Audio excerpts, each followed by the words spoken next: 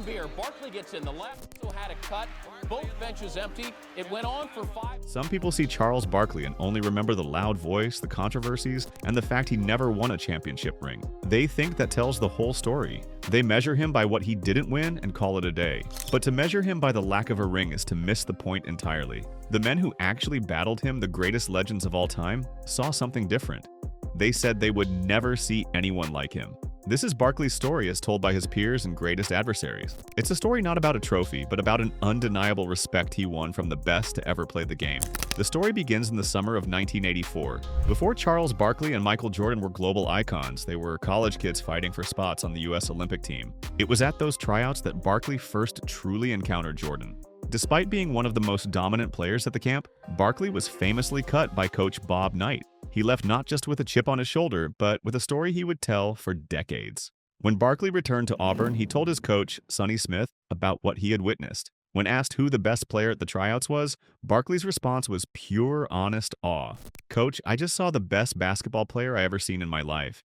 His name is Michael Jordan. He's from North Carolina. I thought I was a really good player, but I said this dude is the best I've ever seen." This moment of honest recognition coming from a player as confident as Barkley set the foundation for their entire relationship. It was built on a mutual, sometimes combative, respect for each other's supreme talent. Before we go further, think back to your own first impression of someone great. Maybe it was a teacher, a coach, or even a player like Jordan or Barkley. Drop a comment and tell us about that moment when you knew you were watching something special. As their professional careers unfolded, that respect was tested in countless battles. Jordan came to appreciate Barkley's unique brand of toughness. He humorously recalled a playoff game against Barkley's Philadelphia 76ers when, after Jordan had scored over 40 points, an angry Barkley demanded to guard him personally. Jordan saw him get into a technically perfect defensive stance and couldn't help but laugh. "When in the hell are you going to start playing defense?" Jordan joked. Though he passed the ball, Jordan recognized the essence of his rival in that moment. Barkley was the type of competitor who would take on any challenge, no matter how outmatched he might seem.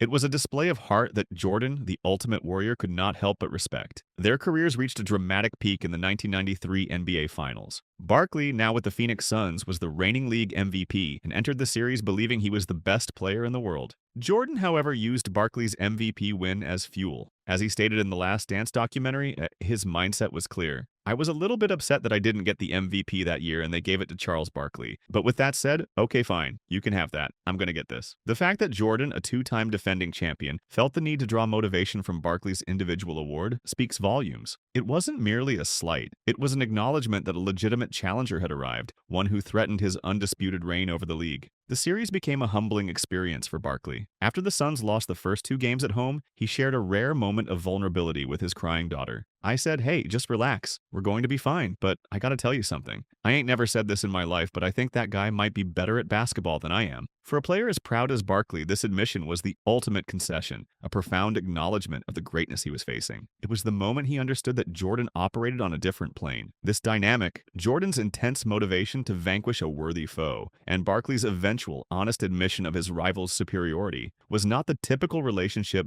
between a champion and a challenger. It was a dialogue between two of the game's ultimate alphas, a recognition that they were engaged in a battle for the throne itself, solidifying a bond built on the highest form of competitive respect. The historic 1984 NBA draft not only introduced Barkley and Jordan, but also brought Hakeem Olajuwon and John Stockton into the league, creating a peer group of Hall of Famers who would collectively define an era. Furthermore, Barkley and Stockton's careers began on a strikingly similar note. Both were among the final players cut from that star-studded 1984 Olympic team, sharing an early career setback that would fuel their drives to greatness. They entered the league not as Olympic heroes, but as supremely talented outsiders ready to prove their worth. Upon entering the NBA, Charles Barkley immediately became a disruptive force in a league dominated by established dynasties. As the franchise player for the Philadelphia 76ers, he didn't just put up numbers. He challenged the existing hierarchy of the Eastern Conference. His early years were a crucible, forging his reputation in the fires of battle against legends like Larry Bird and Patrick Ewing, and providing an unforgettable welcome to the league for future stars like Reggie Miller. In the 1980s, the NBA was largely defined by the rivalry between Larry Bird's Boston Celtics and Magic Johnson's Los Angeles Lakers. For a younger contemporary like Barkley to earn the respect of those titans was a significant achievement. Years later, when reflecting on the fierce, personal nature of competition in his era, Bird offered a simple yet powerful endorsement that placed Barkley in the most elite company. "I love to compete against Michael and Charles," Bird stated, seamlessly including Barkley alongside his own generation's defining rival.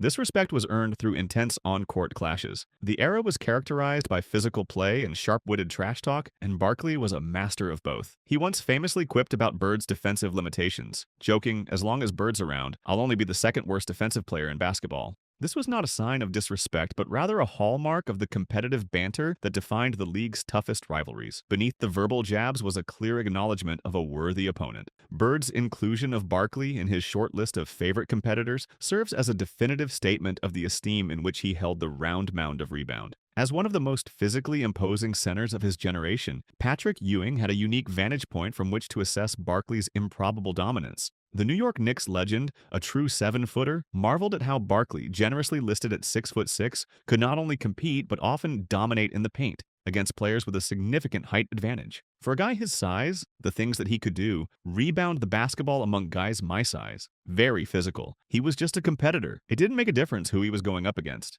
Their head-to-head matchups were titanic struggles. Over 39 games, Barkley's teams held a 21-18 edge, and he personally outproduced Ewing, averaging 25.9 points and 11.9 rebounds, to Ewing's 22.8 points and 10.2 rebounds. This on-court war, however, gave way to a strong off-court friendship. Their bond was cemented during their shared experience as members of the 1992 Dream Team, a recurring theme where the league's fiercest competitors discovered a mutual admiration for one another away from the NBA battlefield. Ewing's respect is a powerful testament to Barkley's pound-for-pound toughness and his relentless will to overcome any physical disadvantage. For Reggie Miller, the introduction to Charles Barkley was immediate and unforgettable. Miller's very first steps onto an NBA court as a professional were for a game on November 6, 1987, at the Spectrum in Philadelphia, facing Barkley's 76ers. For the rookie sharpshooter, his career began by sharing the floor with a player who was already an established superstar and one of the most dominant forces in the game. That initial contest marked the beginning of a long and storied rivalry that would span more than a decade. Years later, after both had transitioned into celebrated careers as television analysts, Miller provided what is perhaps the ultimate testament to Barkley's enduring impact. When asked to compare the legacies of Barkley and six-time champion Scottie Pippen, Miller made a compelling case for his former rival. He argued that Barkley's total legacy, his on-court dominance combined with his beloved and award-winning post-playing career, was more impressive. Miller referred to Barkley's Emmy Awards as his championships and praised his global appeal, which he argued was earned through his own personality and performance, not just by playing alongside another superstar. Miller also highlighted Barkley's extensive and often unpublicized philanthropic work as a crucial part of his legacy. The respect from these Eastern Conference legends stems from a shared recognition of Barkley as a physical anomaly who defied the conventions of the sport. A 7-footer like Ewing was forced to acknowledge the power of a man half a foot shorter. A master of fundamentals like Bird had to respect the raw, untamable competitiveness. A rookie like Miller was immediately confronted with the league's standard of superstardom.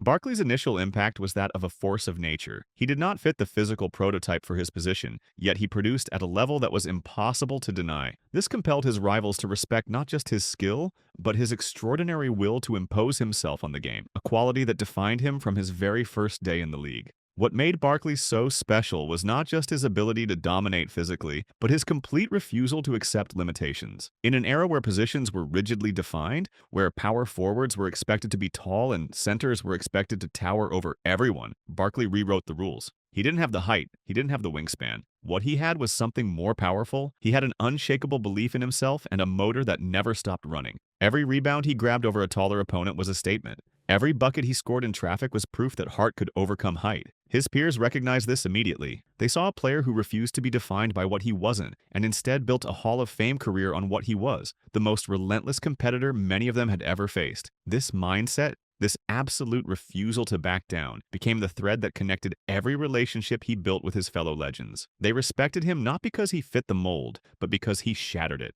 The peak of Charles Barkley's career arrived in the early 1990s, a period defined by his transformative move to the Phoenix Suns and his iconic, star-making performance as a member of the 1992 U.S. Olympic Dream Team. It was during this time that he not only captured his lone MVP award but also solidified his status as a beloved global personality and earned the deepest respect of his Western Conference rivals and the game's most revered leaders. Perhaps no legend has offered a more glowing and comprehensive endorsement of Charles Barkley as both a player and a man than Magic Johnson. Though they were fierce rivals in the Western Conference, their time together on the 1992 Dream Team provided Magic with an unfiltered look at Barkley's greatness. In a declaration that still resonates today, Magic asserted that on a roster containing Michael Jordan, Larry Bird, and a host of other immortals, it was Barkley who stood tallest. As we trained to get ready to represent the United States, this man was the best player out of all the players, Johnson stated without hesitation. Magic elaborated on this stunning praise, noting that Barkley's dominance was a daily occurrence. He dominated every single night, every single practice, and he was also the most exciting player, he recalled. Coming from the team's captain and one of the game's most respected leaders, this was a monumental tribute to Barkley's performance in what was the single greatest collection of basketball talent ever assembled. Beyond the court, Magic discovered a side of Barkley that the public rarely saw. He spoke with deep admiration for Barkley's character, intelligence, and generosity. What I didn't know about Charles is that he's smarter than what people think. He keeps up on world affairs, but what I really love about him is how he wants to help those less fortunate than himself. He's a special person with a big heart. Magic went on to call him the most giving person I've ever met, painting a complete portrait of a man who was not only a dominant force in basketball, but also a person of immense substance and compassion. The power forward position in the Western Conference during the 1990s was a war zone, and at its epicenter were the brutal, punishing clashes between Charles Barkley and Karl Malone. Their rivalry was a throwback to a more physical era of basketball. Video footage from their matchups shows the intensity of their battles, such as a 1997 game where Malone knocked Barkley to the floor. Rather than retaliating with anger, Barkley got up laughing, walked toward the scorer's table, and winked at the sideline reporter, saying, "I guess I have his attention now, finally." This moment perfectly captured their relationship, a war between the lines, but one fought with a mutual understanding and respect. Despite the physicality, their rivalry was built on a deep, brotherly affection. In a 1993 article he wrote for Sports Illustrated, Malone laid their relationship bare. "I love Charles Barkley like a brother, and except for the times when we're banging and pushing each other under the boards in games between my team, the Utah Jazz, and his, the Phoenix Suns, we're great friends." This friendship was so genuine that Malone felt comfortable publicly disagreeing with Barkley's famous "I am not a role model" Nike campaign, arguing in the same article that Barkley was, in fact, a good one. Years later, Malone would also concede that Barkley was one of only a handful of players from his era who possessed more raw talent than he did, though the mailman prided himself on outworking all of them. Their story is the perfect example of two warriors leaving everything on the court, only to embrace as brothers once the final buzzer sounded. As Karl Malone's cerebral and famously tough-as-nails point guard, John Stockton engaged in his own fierce battles with Barkley. Their most iconic on-court moment came in Game 6 of the 1997 Western Conference Finals. With the game on the line, Stockton received an inbound pass, took one dribble, and launched a series-clinching, buzzer-beating three-pointer directly over the outstretched arm of a closing Barkley, sending the Utah Jazz to their first-ever NBA Finals. It was a moment of triumph for Stockton and heartbreak for Barkley. Yet, the deepest sign of respect from the stoic point guard came not in battle, but in a recruitment effort. As their careers neared their conclusions, Stockton actively tried to persuade Barkley to join the Jazz for one final championship push. His rationale was the ultimate compliment from a player who valued precision and efficiency above all else. Stockton believed Barkley was the missing piece, stating he would have made up for a lot of the mistakes elsewhere on the court. For a floor general as demanding and meticulous as John Stockton, this was the highest possible praise. It was a clear acknowledgement that Barkley's singular talent and force of will could elevate a perennial contender to the status of a champion. The 1992 Dream Team experience proved to be a pivotal turning point in how Barkley was perceived by his elite peers. Before that summer in Barcelona, players like Magic Johnson and Patrick Ewing knew Barkley primarily as a ferocious opponent, a rival to be overcome. The Olympics, however, provided a unique, immersive environment that stripped away the adversarial context of the NBA season. By practicing together, traveling together, and representing their country together, these legends were able to see Barkley in his unfiltered state, his humor, his intelligence, and his undeniable on-court dominance in a collaborative setting. This shared experience acted as a respect accelerator, forging bonds of friendship and mutual admiration that might have otherwise taken years to develop, if at all. It was the moment that transformed Charles Barkley from a mere rival into a confirmed and beloved legend in the eyes of his fellow immortals. Charles Barkley's career was defined by his willingness to confront any challenge. and no challenges were more unique than facing two of the most physically and psychologically imposing forces of his era, Shaquille O'Neal and Dennis Rodman. These relationships were born from intense on-court conflict, yet they evolved into some of Barkley's strongest bonds, showing a recurring theme in his career. Even the most heated confrontations often paved the way for a deeper, more profound respect founded on authenticity. The most visible moment in the history of Charles Barkley and Shaquille O'Neal is their infamous on-court brawl in 1999. After a hard foul, Shaq threw a punch at Barkley, who responded by tackling the 7'1" center to the ground. It was a moment of intense hostility that played on highlight reels for years. However, the true story of their relationship began not with the fight, but with the phone call that immediately followed it. As Shaq later recounted, he was in the locker room when his uncle handed him a phone. On the line were both his mother, Lucille O'Neal, and Barkley's mother, Charcy Glenn. In a twist neither player knew at the time, their mothers had been best friends for 20 years. They proceeded to scold both of their sons like children, with one of them pleading, "Don't you hit my baby." The sheer absurdity of being reprimanded by their mothers after a nationally televised fight caused both Barkley and Shaq to burst out laughing. The tension instantly evaporated and they moved on. That phone call transformed a moment of conflict into the foundation of a lifelong brotherly bond. Today, their chemistry as co-hosts on TNT's Inside the NBA is legendary, and Shaq speaks of Barkley with genuine affection. He's a great guy. He makes me say, man, if I had a big brother, I wish I had a big brother like that. Shaq's deepest respect for Barkley is rooted in his unwavering authenticity. He vividly recalls a time when TNT executives held a meeting to pressure Barkley to stop making his running jokes about the women of San Antonio. Barkley's response was defiant and clear. He told them, "If you don't like what I say, turn the channel. Y'all can fire me today, I'm still gonna get paid. I'm gonna say what I want to say." Witnessing that courage, Shaq's admiration was cemented. I said, I love that guy, that he was real. Facing Dennis Rodman presented a challenge unlike any other in the NBA. Rodman was not only a relentless rebounder and defender, but also a master of psychological warfare, using his antics to frustrate and distract his opponents. To counter this, Barkley developed a strategy that was as direct and physical as his personality.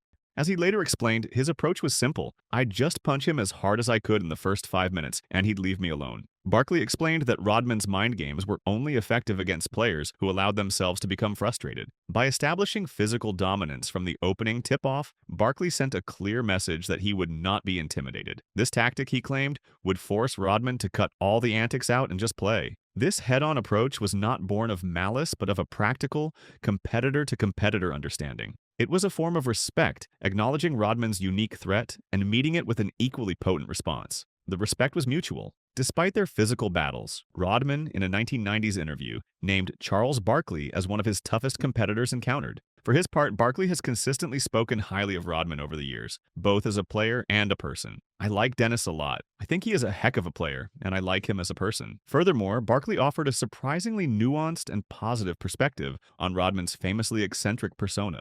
He viewed it not as mere strangeness, but as a brilliant and calculated business decision. He didn't start making a lot of money until he started dressing up in things like wedding dresses. Nobody paid money to a guy who played defense and rebound, but when he was doing crazy stuff, that's when he became full-blown Dennis Rodman. This analysis shows a deep appreciation not just for Rodman the athlete, but for Rodman the savvy individual who understood how to build a brand. Barkley's ability to form strong, positive relationships with unique personalities like O'Neal and Rodman highlights a core aspect of his character. His own unwavering authenticity acted as a magnet for others who operated outside the league's conventional norms. He approached every interaction, whether a fistfight or a psychological battle, with a raw honesty that others found relatable. He did not judge Rodman's persona. He respected the hustle behind it. He matched Shaq's on-court fire and then laughed about it with him minutes later. In a league that often pressures its stars into polished, corporate-friendly images, Barkley's refusal to be anyone but himself created a foundation of trust. He was a safe harbor for the real ones, and it was this quality that allowed him to turn even the most intense conflicts into lasting friendships. Looking back at the entirety of Barkley's career, a pattern emerges that goes beyond wins and losses. The common thread woven through every rivalry, every friendship, and every confrontation was his uncompromising commitment to being himself. In a world where athletes are coached to say the right thing, to avoid controversy, to protect their brand at all costs, Barkley took the opposite approach. He spoke his mind even when it got him in trouble. He played with emotion even when it cost him technical fouls. He formed genuine connections with people because he never pretended to be something he wasn't. This authenticity became his superpower. It's why his mother's best friend happened to be Shaq's mother. It's why Karl Malone could call him a brother despite their brutal matchups. It's why Magic Johnson saw past the brash exterior to discover a thoughtful, generous man who cared deeply about the world around him. Barkley's legacy isn't complicated. He was real in a world of facades, and his fellow legends loved him for it. What's remarkable about Charles Barkley's journey is how he managed to maintain that authenticity while competing at the highest level. Many players who try to be themselves end up alienating teammates or burning bridges with opponents. But Barkley had a gift. He could trash talk Larry Bird one moment and share a laugh with him the next. He could throw a punch at Shaquille O'Neal and then dissolve into laughter when their mothers called. He could lose to Michael Jordan in the finals and still admit, without shame or bitterness, that Jordan was simply better. This emotional intelligence, this ability to separate competition from character, allowed him to build relationships that transcended the game. His rivals didn't just respect his talent, they respected his humanity. They saw a man who loved the battle but never lost sight of what mattered. Family, friendship, honesty. These weren't just words to Barkley. They were the principles that guided every decision he made, on and off the court. And because he lived by those principles so consistently, his peers didn't just admire him, they loved him. There's also something to be said about how Barkley carried himself in defeat. The 1993 finals loss to Jordan could have broken him. It could have turned him bitter or made him resent the man who stood between him and the only achievement that seemed to matter to the outside world. Instead, Barkley chose a different path. He chose to acknowledge the truth, even when it hurt. He chose to maintain his friendship with Jordan, even though it meant accepting that he would never surpass him. This grace in defeat, this ability to lose with dignity while still maintaining his competitive fire, is perhaps the most underrated aspect of his legacy. His peers saw this. They saw a man who fought like hell to win, but didn't let losing define him. They saw someone who understood that greatness isn't just about championships. It's about how you treat people, how you handle adversity, and whether you stay true to yourself when the world is watching. Barkley passed every one of those tests, and that's why, even without a ring, his peers consider him a champion. The ultimate measure of a player's legacy often comes from the perspective of their rivals, but especially those with whom they shared a contentious history. For Charles Barkley, no relationship was more publicly complex than the one he had with Scottie Pippen. Their brief, tumultuous time as teammates ended in bitterness, yet the passage of time has transformed that conflict into a powerful validation of Barkley's greatness, providing a final, definitive verdict on his place among NBA legends. The Big Three experiment in Houston during the lockout-shortened 1998-99 season, which teamed Barkley with Hakeem Olajuwon and the newly acquired Scottie Pippen, was a disappointment. The aging trio was eliminated in the first round of the playoffs, and the partnership between Barkley and Pippen quickly dissolved into a public war of words. Pippen, frustrated by what he perceived as a lack of dedication from Barkley, openly criticized his teammate. "I probably should have listened to Michael Jordan a year ago when he said that Charles will never win a championship because he doesn't show any dedication. He's a very selfish guy." When Barkley fired back, demanding an apology for Pippen's decision to leave Houston after just one season, Pippen delivered one of the most famous retorts in NBA history. "I wouldn't give Charles Barkley an apology at gunpoint.